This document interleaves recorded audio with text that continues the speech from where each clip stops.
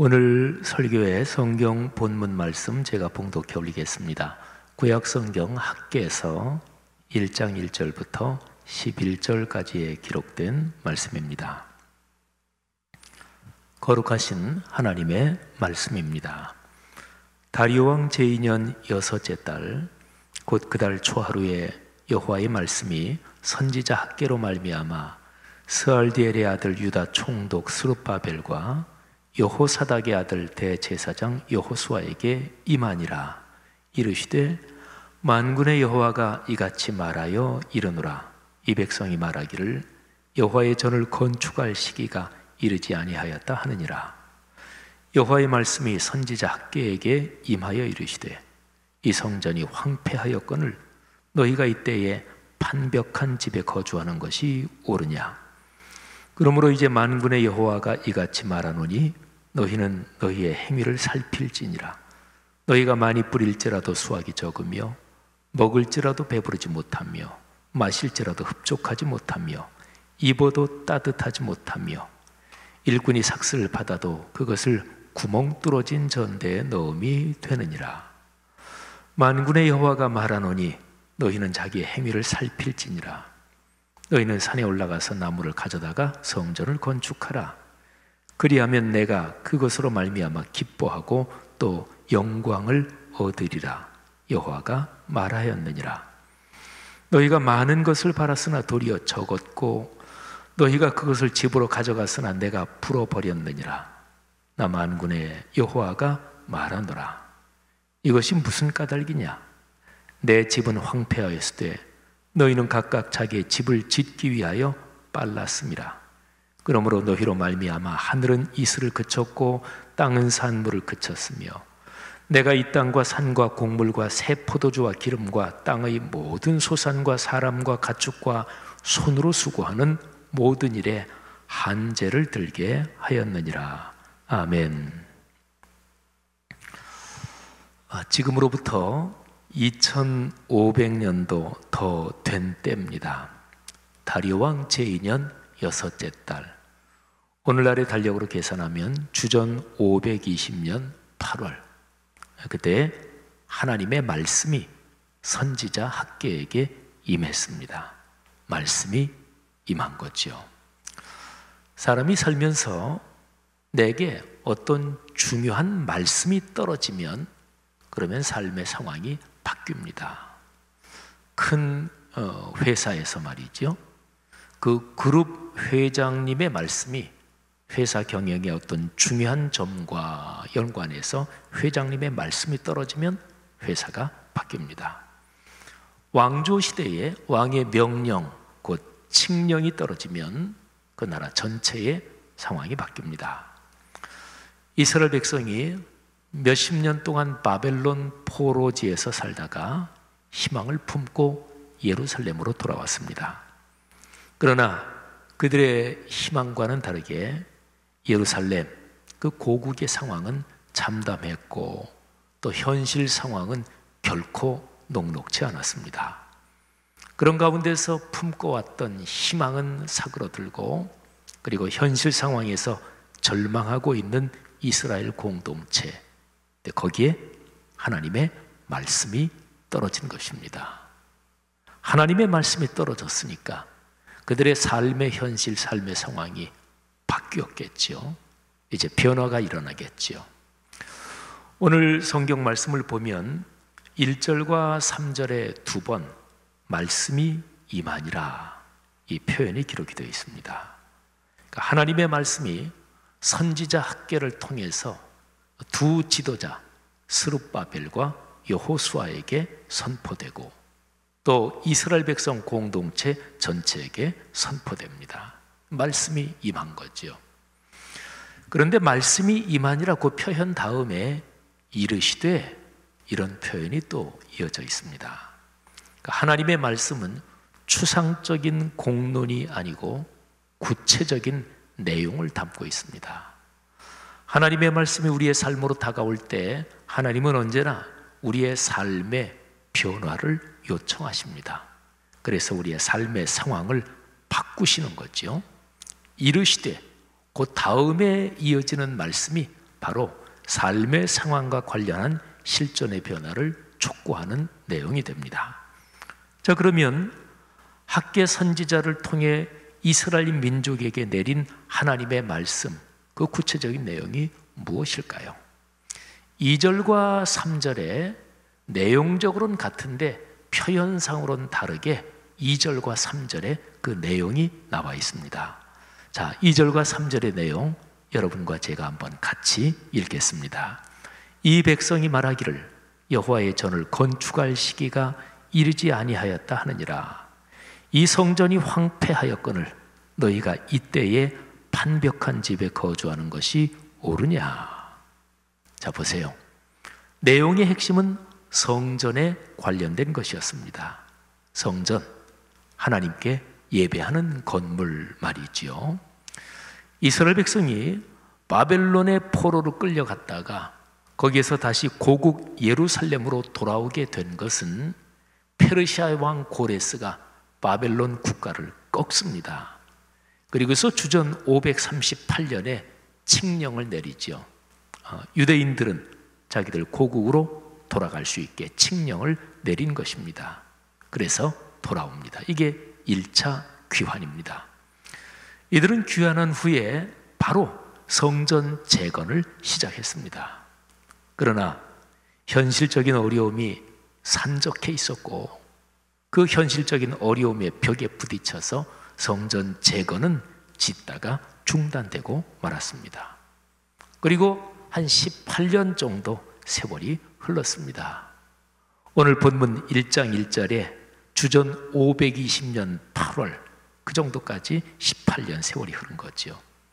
짓담한 건물은 흉물스러웠고 그리고 아마도 이스라엘 민족들 그들의 마음속에는 성전 재건을 하다 중지한 것에 대한 죄스러움도 있었겠고 안타까움도 있었겠지만 그보다는 먹고 사는 생존이 더 절박했을 것입니다. 바로 이런 상황에서 하나님이 말씀을 주시는 거예요. 그것도 명시적으로 성전에 관하여 말씀하십니다. 당시의 현실 상황으로 보면 여호와의 전, 그 성전을 건축할 수 있는 상황이 아니었습니다. 누가 봐도 그랬습니다. 백성들이 다 그렇게 생각하고 그렇게 말했습니다. 성전 재건, 에이 그거 필요 없다 이렇게 말하는 사람은 하나도 없었습니다. 다만 시기상으로 지금이 적절하지 않다. 지금으로서는 성전 재건을 지속하는 게 불가능하다. 이런 판단이었던 거죠. 그러나 그러면서도 사람들은 성전의 폐허 속에서도 자기들 집을 짓고들 살았습니다. 그래서 하나님이 물으시는 거예요. 아까 여러분과 제가 2절과 3절을 같이 읽었는데 그 3절 내용을 표준 세번역으로 제가 한번 읽겠습니다. 한번 들어보세요. 성전이 이렇게 무너져 있는데 지금이 너희만 잘 꾸민 집에 살고 있을 때란 말이냐. 여러분, 당시에 예루살렘에 거주하는 사람들 중에서 어떤 사람은 성전 재건을 열망했을 것이고 또 성전 재건이 시급하다, 지금 바로 재개해야 된다, 이런 얘기를 사람들에게 열정을 가지고 얘기하기도 했을 것입니다. 그러나 어느 시대에나 여론이라는 게 있잖아요. 여론의 대세는 그와 달랐습니다. 아직은 때가 아니다. 이게 여론이었습니다. 그런데 하나님은 그 여론의 인식이 잘못된 거다. 그 여론이 잘못 판단한 것이다. 이거를 지적하십니다. 5절과 7절에 보면 반복되는 표현이 있는데 이게 바로 이와 연관되어 있습니다. 너희는 너희의 행위를 살필지니라. 너희는 자기의 행위를 살필지니라. 여러분, 하나님께서요 이스라엘 백성들이 살고 있는 그 삶의 상황을 한번 분석해보고 돌아보라고 말씀하십니다. 그들을 힘들게 하는 게 무엇인지, 그리고 그들의 삶이 그토록 고통스럽고 그토록 문제가 풀리지 않는 원인이 무엇인지 그들의 삶의 현장을 한번 자세히 살펴보고 분석해보라고 요청하시는 거예요. 하나님은요 인격적인 분이시기 때문에 어떤 일을 진행하실 때 우리 사람을 윽박지르면서 강제하고 이렇게 역사하시지 않습니다.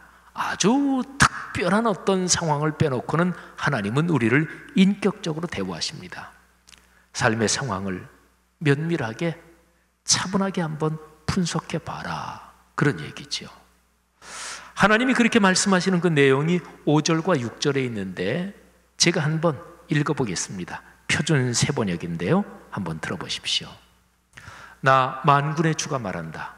너희는 살아온 지난 날을 곰곰이 돌이켜보아라. 너희는 씨앗을 많이 뿌려도 얼마 거두지 못했으며 먹어도 배부르지 못하며 마셔도 만족하지 못하며 입어도 따뜻하지 못하며 품꾼이 품삯을 받아도 구멍난 주머니에 돈을 넣음이 되었다. 여러분, 예루살렘 사람들의 삶의 상황이 어려운 까닭이 무엇인지 하나님께서 지금 말씀하시는 거예요. 경제적으로 힘들었습니다. 또 사마리아를 비롯한 주변 사람들의 협박도 참으로 두려웠을 것입니다. 그런데 하나님께서는 왜 그렇게 어려운지, 삶의 상황이 왜 그렇게 버거운지 그 이유를 말씀해 주고 계세요. 하나님은 간접적인 방식의 표현으로도 말씀해 주시고 직접적인 방식의 표현으로도 말씀해 주십니다. 자, 7절과 8절에 간접적인 방식의 표현으로 하나님이 이렇게 말씀을 하십니다. 자, 7절, 8절을 우리 같이 한번 읽겠습니다. 만군의 여호와가 말하노라. 너희는 자기 행위를 살필지니라. 너희는 산에 올라가서 나무를 가져다가 성전을 건축하라. 그리하면 내가 그것으로 말미암아 기뻐하고 또 영광을 얻으리라. 여호와가 말하였느니라. 성전을 건축하라.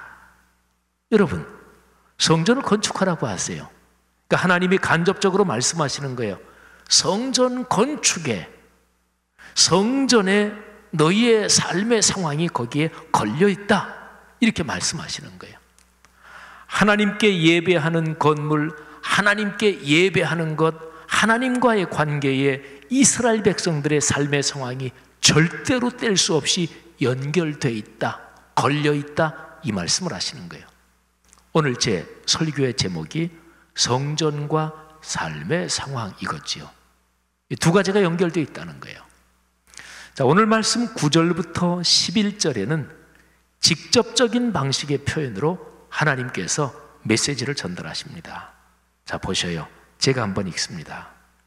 너희가 많이 거두기를 바랐으나 얼마 거두지 못했고, 너희가 집으로 거두어 들였으나 내가 그것을 흩어버렸다.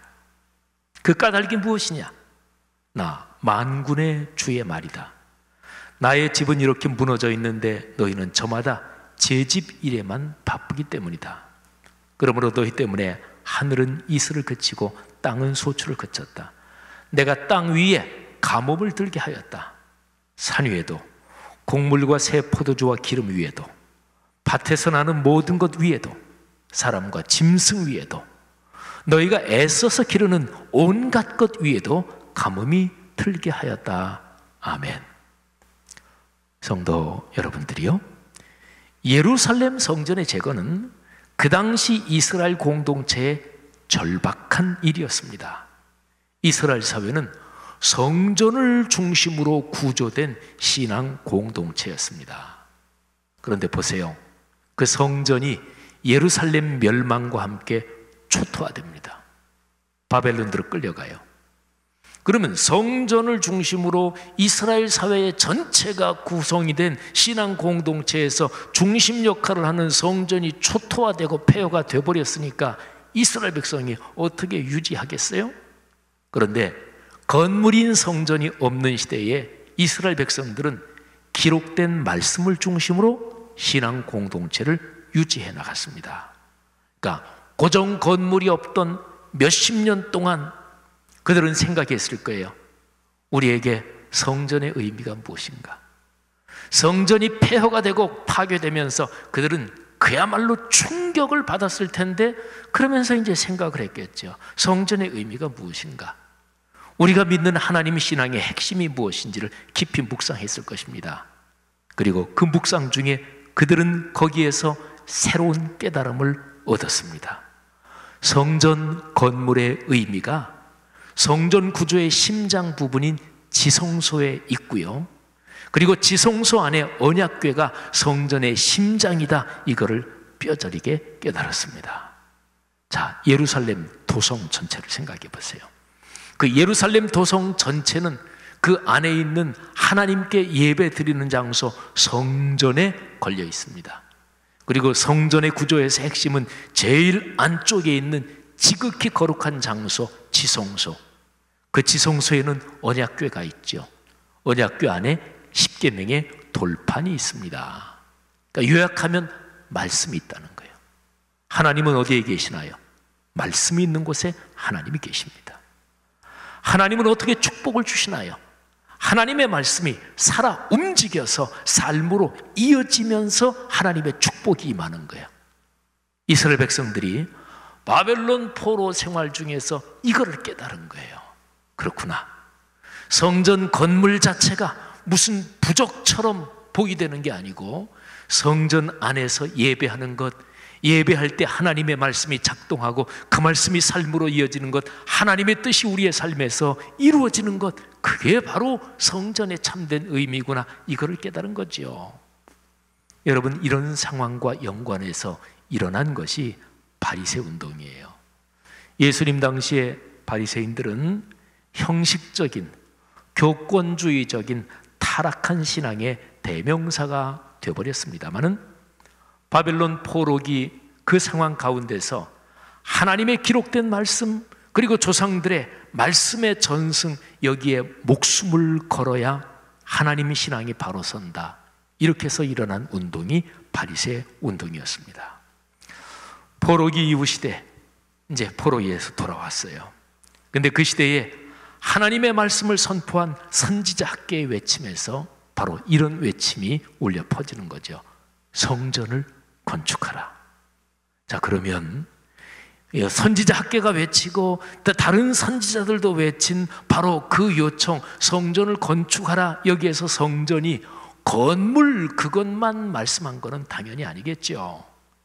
이스라엘 백성들이 아까 말씀드린 것처럼 건물 자체가 부적처럼 그렇게도 생각됐지만 성전이 파괴되고 몇십 년의 포로 생활을 거치면서 진짜 의미를 깨달았잖아요.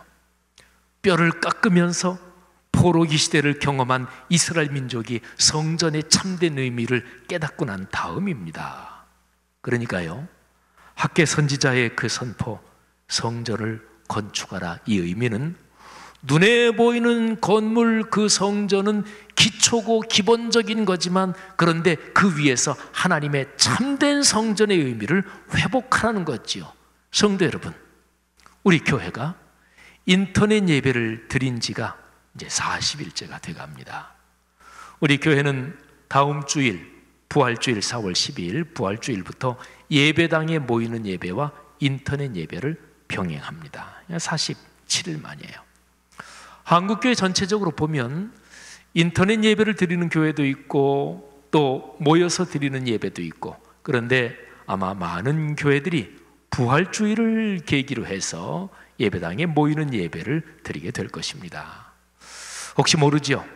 코로나19 이 질병이 워낙 예측하기가 힘들어서, 또 이번 한 주간 동안 코로나19의 감염 및 확산 상황이 비상적으로 이게 폭발한다 그러면 거기에 대해서 또다시 이런저런 논의를 해야겠지만, 어쨌든 예배당에 모이지 못하는 그런 상황에서 우리 그리스도인 각 사람 또는 목회자나 평신도 지도자분들이 많이 생각을 했을 거예요. 예배가 무엇인가? 또 교회 공동체가 무엇인가? 예배당에 모이는 그 의미가 무엇인가?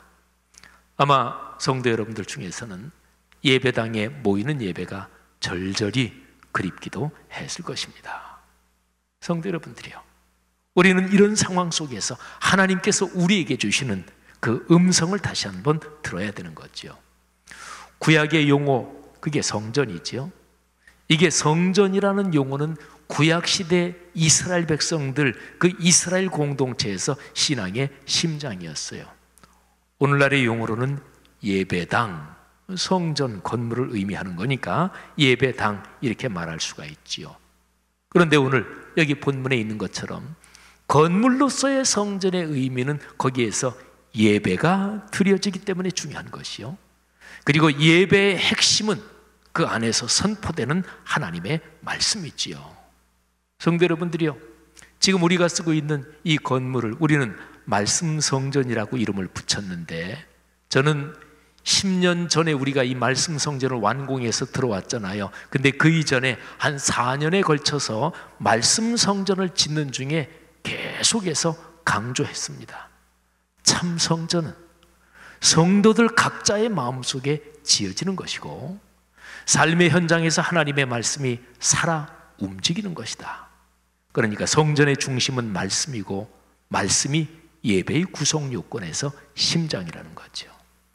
사랑하는 그리스도인 여러분들이요, 코로나19 상황을 겪으면서 우리는 다시금 오늘 구약의 언어로 말하면 성전, 오늘날의 일반적인 용어로 말하면 예배당, 그리고 예배당에 모여서 예배드리는 그 의미가 뭔지 그걸 다시 한번 새겨야 합니다. 성전은 예배를 통하여 말씀이 우리의 삶의 상황에서 작동하는 것을 뜻합니다. 자, 이런 면에서요, 코로나19는 우리에게 성전, 그러니까 하나님께 예배드리며 말씀이 우리의 삶에서 작동하는 이 성전이 담고 있는 의미와 우리의 실제적인 삶의 상황이 뗄 수 없이 연결되어 있다는 것을 다시 한번 깨닫게 하는 거지요. 구체적인 공간의 성전, 예배당 중요하지요. 이거는 기초적인 거니까. 그리고 예배당에 모여서 예배하는 것 당연히 중요하지요. 그런데 그만큼 똑같이 중요한 것은 예배를 통해서 하나님이 주시는 말씀이 우리의 삶에서 작동하는 거예요. 살아 움직이는 것입니다. 그래서 우리의 삶의 구체적인 영역에서 하나님의 말씀을 통해서 하나님이 주시는 축복이 우리의 삶에서 살아 움직이고, 우리가 먼저 그 복을 받아 누리고, 그리고 그 복을 이웃과 나누는 거지요.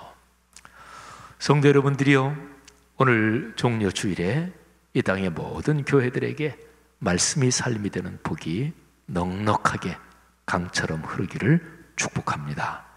실시간 인터넷 예배를 드리는 분들이나 또는 예배당에 모여서 예배 드리는 모든 분들에게 오늘이 종려주일에 한국 교회 위에 하나님께서 주시는 은혜와 평안이 넉넉하기를 주의 이름으로 크게 축복합니다.